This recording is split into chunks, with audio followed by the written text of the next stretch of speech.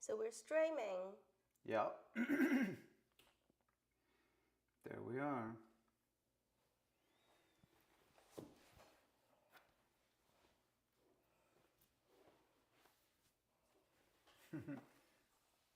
Cannoli's here with us too.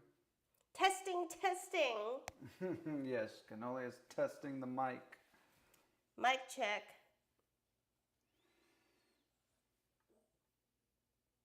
If you guys hear any weird noises, it's not us farting, it's Cannoli. Yeah. And I'm not just blaming the dog, it's true. No, she just made a little grunt. Oh, okay. All right, Cannoli, say hello. I'm gonna put you down, okay? It's hard to carry it. I can barely hear the sound though. Yeah, crank it up. Testing. Crank it up. Testing. All right, I think we're good. Excellent. Hey everyone, welcome back to episode 39 of Tech Talk. I'm Michelle and I'm here with my co-host, Ryan. What are we going to talk about today? So we're going to talk about your brain on ChatGPT and as Michelle phrased it, brain rot. Yeah, so this is something a neuroscientist, as Gemini would say, like Ryan, are really interested in. Yes, and so the point is that there was a recent paper that was published by MIT, and it's making all the waves on the internet, LinkedIn, everything. Here we can just take a look. It's crazy enough, it's a 206-page paper, and it's called Your Brain on ChatGPT. Oops, shoot. An accumulation of cognitive debt when using AI assistant for essay writing. What a nice title. Yeah, it's exactly. as if they, everybody's, like even the scientists, the researchers now, they know how to get the click. Yeah, exactly. And I was always intrigued by these images here of the brain. Now what's funny and ironic is that they clearly used AI to generate this image because it's like the text is all weird. So it's like they're trying to say that AI is ruining things, but they used it to make their little schematic sketch here, which is funny. But I much prefer the Nature article where they actually show an image here. A little cut off. Of the electroencephalogram. Yeah, there it is. Yeah. And so they literally had this setup where they would, put all these probes onto the skull, and so that they could record all the brain activity. And then they had a bunch of participants write essays, basically. And so then they would monitor their brain activity. So is this electroencephalography accurate? Because I was envisioning they use MRI. You're basically separated by your hair and scalp, right? Yeah, I mean, I think if they use it all within the same group, I'm not necessarily here to pick apart the technical merits of the study. I'm more sort of trying to figure out all right, let's just assume that the data is the data. I'm more so trying to say that the conclusions they make from that data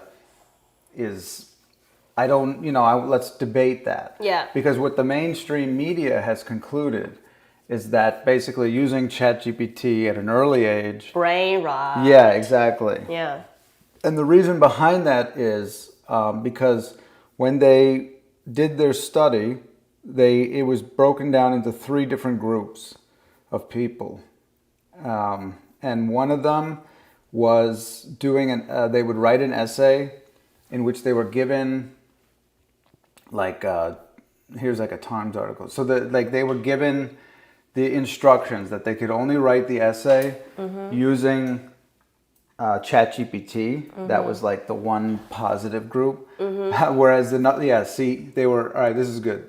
54 subjects, 18 to 39 years old from the Boston area. They asked them to write SAT essays. Oh my God. Using ChatGPT, Google search, or just nothing at all. Yeah. Just like using their own brains. I'm curious to know what using your own brain would entail. Exactly. Well, that's what's funny about this story, because they talk about how using your own brain, you use a massive amount of your brain. Whereas using ChatGPT, you're only using a very small amount. And they're completely different brain regions. And Yeah, I believe that. yeah. And so then, so they used the EEG to record the brain across 32 regions. And they found that of the three groups, the ChatGPT with the lowest brain engagement consistently underperformed at neural, linguistic, and behavioral levels. Over the course of several months, ChatGPT users got lazier and lazier with each essay. You know, now that I kind of know what they're measuring, the EEG makes sense because your cortex is more on the outside, right? Yeah. So if you're only measuring cortex, you're not trying to measure your hypothalamus. Maybe that's okay. Yeah, I think they just assumed the hypothalamus is playing a minor role in the SAT essay writing. Yeah. Yeah, which is an interesting thing. But also the longitudinal nature of the study is interesting because they have. Sorry, I need to get the water. Yeah, so I absolutely believe that you're going to use a lot less brain power when you use ChatGPT to help you as opposed to writing everything on your own. Because when I do something that requires intense focus, like it drains me, right? I do 2 tasks and then I'm out of the commission of the day because I'm just so drained mentally.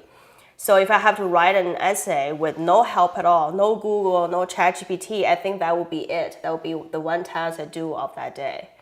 So at this point, I'm not mad yet because the point of using AI is to be able to have more time and possibly do more tasks, free up your brain power. Exactly. But so the concept of this longitudinal study where they said over the course of several months, ChatGPT users got late. They're calling it lazy with each subsequent essay, resorting to copying and pasting by the end of the study. No copy pasting over here. Yeah. So that, Michelle is definitely not an advocate. I'm an anti-copy pasting type of guy. Yeah. But what happened, like you are an anomaly according to this study, right? So it'd be fascinating if you were placed into this ChatGPT only group. Would you also have conformed over time? Especially if they made you write 10 essays every day for 50 days in a row. Depends on how much they pay me. Well, they didn't. You know they don't pay. This is an academic lab. Oh, forget it. They're going to pay you like nothing. They're going to say you're doing good for society. Yeah, if I get paid like $125 an hour and it's not 10 essays, but rather 2, which I believe is what you said, right? I would maintain my style of writing, which is I would use AI to do the research, but would write everything my own. Yeah. No. Hey, JBCB! Hey! Thank you for coming. Yeah, the point is that they're never going to pay, an academic situation is never going to pay 125. They're lucky to pay you 500 for the entire study. And they'll tell you, hey, we'll give you like 2 months of pro access. If you pay me $500 to do 2 SAT essays per day, you're gonna get copy and pasting. Exactly. But if you pay me $125 an hour, I will write something original. So this study is flawed. Yeah, exactly. And that actually I'm making up what the incentives were, but we should dive into it. Yeah. But that's why I want to dig into this paper because I think that it's very flawed as well. Not even from the. I think the EEG itself is perfectly fine. Yeah, okay. Yeah, I shouldn't be critical back then. Yeah. But in other circumstances, it would be. I agree. If they were trying to study like food and satiety, like EEG. It's no good. It's not yet, because Yeah, we're EEG still in the hypothalamus. EEG from the scalp is no good. So yeah, hi JBCB Canoli says hi. Yes, happy Sunday. Exactly. So we're studying up here on ChatGPT users getting lazier and lazier according to this study and the times here. Okay. All right. So the paper suggests that the usage could harm learning, especially for young users. Now, there is some element to this where I do have an agreement in it, because if you have really young people, their brains are still developing. And so I do kind of agree where it's important that in school and education, we need to be able to figure out how to work with the AI without creating this over-reliance and the brain rot to prevent the development of the brain in the first place.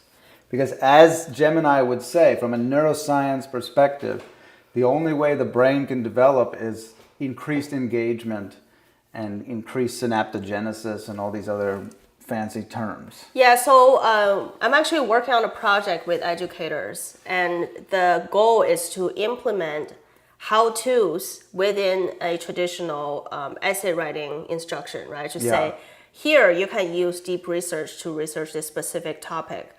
Pick out the one that interests you the most. Fact checked using Google, and then write down your thoughts. So instead of just giving, okay, write a 1,000-word essay on, I don't know, mid-century modern architecture, you would say, first research here, pick out your idea, fact check if they're right, and write down something that interests you the most using your own words. So like when you provide instructions on how to use LLM to help you research, that may kind of circumvent or like at least mitigate a little bit of that, oh, I'm only here to copy and pasting.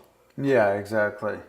And so and what's funny is that these people here, they claim that they put this study out before it even was peer reviewed, because they're very worried that policymakers are going to say, let's do GTP in kindergarten. This is what they're saying. And they think that that would be a bad idea because the developing brains are at a high risk. And so that's similar in the concept of this over-reliance. If you're just using the ChatGPT without doing any thinking of your own, that's not good for even us as adults. And it's particularly detrimental for kids. I wonder if the researchers actually said this word, let's do GPT kindergarten, because in my mind, kids in kindergarten, they don't even know how to spell their name yet. No, I think it is. I think they did say that, because that, if you remember, there was some executive order that was in response to China saying they were going to start at 5 years old. And so then... Yeah, you can use like image generation for kids that age, but I don't know if that's necessarily a bad thing. I think that's a good thing. Yeah, but I think what they're saying is that if you utilize this to start evaluating children's comprehensiveness ability, then you might be in serious trouble. Yes, but this is the thing that I've been trying to preach for a long time. Is that actually true? What's wrong with this? Is that true? That what if we actually need to be strengthening the regions of the brain that utilize AI? Because they said that I don't think it goes into the detail here, or maybe let's keep going.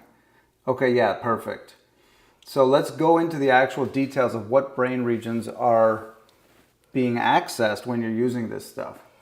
So they said the group that wrote essays in ChatGPT delivered extremely similar essays that lacked original thought, relying on the same expressions and ideas. They said it was soulless. This is exactly how I feel, the empty crapness out of LLM generated answer. So that's why I always preach, have your own idea, write your own draft, and then seed that idea in LLM and polish it with AI. Yeah. And that will save you so much time. You're going to lose that editing part of your brain. Yeah. But who needs English editing when you have this tool that can do it for you within a second? Yeah. That just seems so wasteful. Yeah, and so what I think is happening is that without any guidance, without any formal guidance, the students, everyone defaults to the easiest thing. It's Copy, just like a paste it, natural, yeah. exactly. So that's why it's so important that we actually, instead of shying away and saying no AI at all, AI is the devil. We need to say AI that is not properly communicated to students is a problem. And like forcing people to not use AI, that's also a problem as well. Yeah. Okay, all right, so the brain-only group showed the highest neural connectivity, especially in alpha, theta, and delta bands, which are associated with creativity, memory load, semantic processing.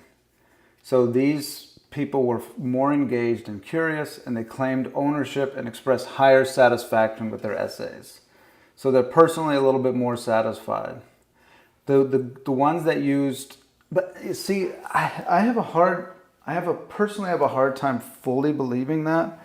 Yeah, so what you're not fully believing is the one that use Google search have a similar satisfaction. No, sorry. I don't believe that the people that use their brain only. Yeah, you know what? They did assess neurodiversity. They probably picked out a bunch of neurotypical people that actually can write their own essay. Yeah, exactly. But also it's like, yeah, what is an essay anymore in this modern day without citations? Yeah. I don't, you know what I mean? Yeah, so if you don't, like, you go to the library or something, I don't know. Yeah, and I get, but so the point is when you're doing an SAT essay, you're sitting there, you have no citations, you can't use Google or anything. Like that's the traditional form. And they're trying to evaluate like your memory basically and your ability to synthesize information in a really fast time. But, and that is, like I said, like you said, that's going to be really good for a certain group of people. And they're going to be able to feel satisfaction on it. But like somebody like me at this point in my career who's developed this crazy obsession with needing like research and citations, it would be hard for me to feel fully confident in like just a purely opinionated essay. You know what I mean? Yeah, what are you going to write? Like, need citation here, not sure if it's correct. Yeah.